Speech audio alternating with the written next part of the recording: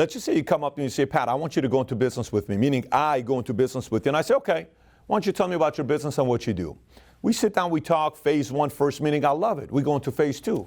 You show me a little bit more, I love it even more. Phase 3, we're sitting and I say, you know what? Before we go into business together, I have a question for you. You say, what's the question? What are some of your business principles? You say, what do you mean? Well, if we were to work together, there's going to be friction, issues, challenges. What are some of your business principles that you built your business on? And you say, I don't know.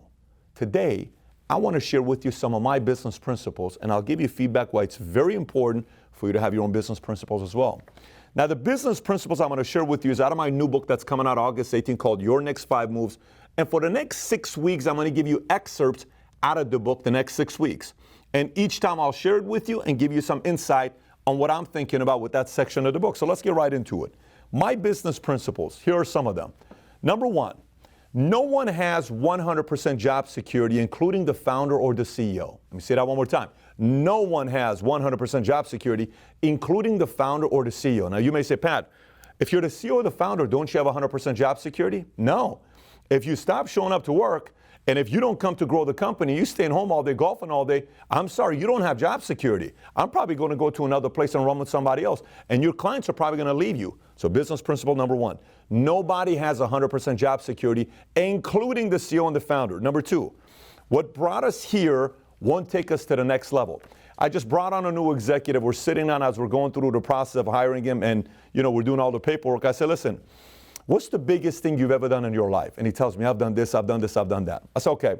I said, where do you see we can go with Valuetainment and what we can do here? He says, I think we can do this, and I think we can do that, and I think we can build this big of a business. I said, I love it. You fired me up. Now here's a question. If you've never built something like that, what do you think is going to take to go somewhere like this that you just painted a vision? He says, I don't know. I said, that's the point. What took you here ain't going to take you there. To go there, you need to change, I need to change. So the mindset of we always have to improve. That's the second principle. Third one, I micromanage until I trust you. What does that mean? Well, John, if we work together, let's just say I'm sharing my principles with you, I'm going to micromanage you until I trust you. What does that mean? Well, I don't know how you work. I mean, we went through the interview, we sat down, we had dinner, we broke bread. I met your wife, you met my wife, everything's looking good. But I don't know how disciplined you are. I don't know what time you come in the morning. I don't know what time you leave. I don't know how long of a lunch you take. I don't know if you deliver. I don't know if you're just a talker. I don't know if you don't keep I don't know. But I'm going to tell you one thing here. I'm going to micromanage and watch you like a hawk until I trust you. Once I do, then there's distance and there's freedom. But until there, I'm going to micromanage. Are you comfortable with that? I don't know if I like that, but I totally understand at the beginning. Great. Number 4, never compromise your non-negotiables. So whatever I'm sharing with you, I don't compromise these non-negotiables. I have in the past before. Every single time it cost me money. So guess what? I don't compromise my non-negotiables. Next one, create positive, pure pressure by challenging one another. What does this mean? Here's what it means. When we work together, I'm not going to be able to solve all your problems for you. There's going to be times that culturally, I can't teach you everything. But the team, the culture that we have, there's going to be some kind of pressure you're going to feel, not from me, from the culture.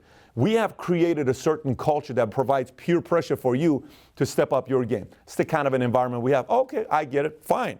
Next one, number 6. Our entire focus is to always beat our prior best.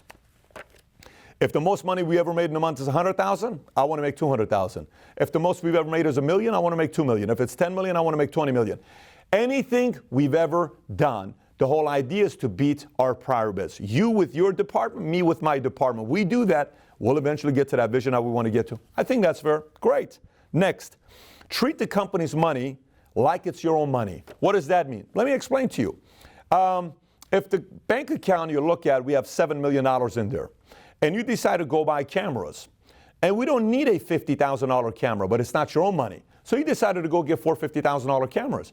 But if it was your own money, you would have only gotten $6,000 cameras. You would have done a little bit more negotiation, and you would have gotten 3 different offers to make sure we get the best deal on the table. I probably would have done that. I want you to treat the company's money like it's your own money. I think that also makes sense. Fair enough. Let's continue. Next one. Be radically open-minded, but not easily persuaded. I don't know if I understand that one. Let me explain. I'm open-minded. Bring up ideas. Tell me what you suggest how to do this, how to suggest how to do that. Great, all ears. But I know what I know, and a lot of things you bring up, I'm not going to be easily persuaded just because something sounds great. I may say this is not a phase 1 idea. This is a phase 3 idea. I may say, I like what you're saying. It's not going to fit with our culture. I may say, I like the title you're picking for this video, but it's not the type of title that we use over here. I may say, I like the person you want to hire, just doesn't fit in our culture. I like the format you want to give this person with a job schedule, doesn't work with our format that we have. So I'm open-minded, bring it up to me, but it doesn't mean I'm easily persuaded with some ideas that you bring at the end. Okay, no problem, that's fair. Next one, fight any temptation to lower expectation and standards. What does that mean? Let's just say we start growing and we're doing good and people start saying how amazing we are. Oh my gosh, look how great they're doing. Look at how much money they're making. Look at how much this. Fight any temptation to allow success to lower any kind of expectation and standards. And you know what, guys? Don't worry about it. I don't care if a guy comes in 9 minutes late. It's totally cool. I don't care if you come 2 hours late. It's fine. Guy, just leave him alone. Let him do it. He wants to go at 2 o'clock every day. It's fine. Do it. We're not lowering standards and expectation. I'm just telling you. For as long as that's the vision that we painted and we're going there, we're not doing any kind of lowering expectation and standards. Okay, a little bit unreasonable, a little bit crazy, but fine. I can work with that. Great. We want to keep the expectation high. Fine. Last one I'm going to give you here. Create an environment where our team is taken care of both financially and professionally. What does that mean? If my guys work very hard, I want them to financially make money based on what their market value is. I don't want to pay you more than your market value. If your market value is 100 grand, I'm okay getting there. If your market value is 200, you perform like a 250, I don't mind you getting there. But if your market value is 50, I am paying you 150. It's financially, I want you to be taken care of for your market value if you push more. And I want us, environment-wise and fun-wise, to be in a place where everybody's growing, everybody's having fun. I like that as well. Great, no problem. So those are my 10 business principles if you choose to go into business with me. So the question comes back to you, what are your 10 business principles if I choose to go into business with you? And if you don't have that down, that's one of the things we talk about in this book, Your Next 5 Moves, which is a project I've been working on with Simon & Schuster, and they're calling this their business book launch of the summer that's coming out August 18. If you haven't ordered a book, there's a couple things I want you to know about this book. I almost didn't write this book. Because there's no filters. I'm sharing with you my flaws, my mistakes, things that cost me tens of millions of dollars. It's all in here, and things that made me a few $100 million is also in this book. If you haven't yet ordered a book, go to yournext5moves.com to order the book. And if you want to get a free chapter, if you go to yournext5moves.com, you order a book, send an email to us, we'll send you a free chapter to read. And if you text us at 310-340-1132, one more time, 310-340-1132, the title, Next Move, we will send you the link to order a copy of Your Next 5 Moves so you can get a chapter. And again, for the next 6 weeks, I will be sharing an excerpt of this book every week. Next week's gonna be sick. Stay tuned.